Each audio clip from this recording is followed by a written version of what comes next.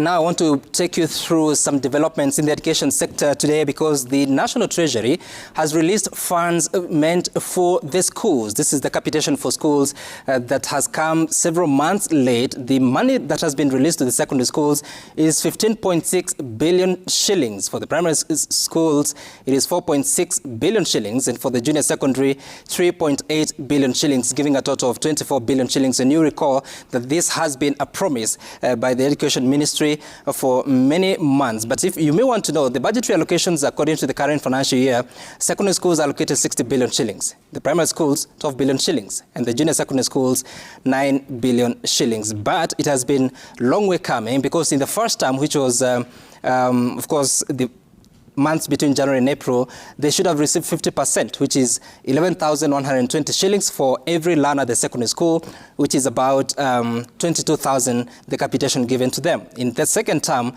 they should have received 30%, which is about 6,672. That's the money that should have gone out today or yesterday. And the third term, they should have gotten 20%, which is 4.4 billion shillings. But how have they been receiving these resources? As of the money that was sent to the schools in January, which is the only release up until yesterday, sent to schools was 3,706 shillings per learner. This is capitation for the secondary schools.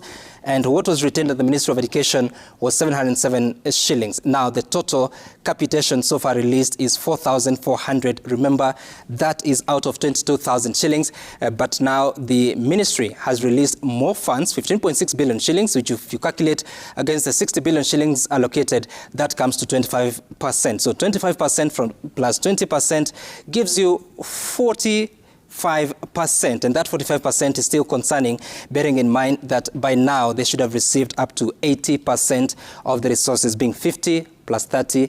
But at 45, the schools are struggling. The school principals are saying that they don't have resources really to go ahead to finance some of the operations, but also tuition for the learners in the schools. But in the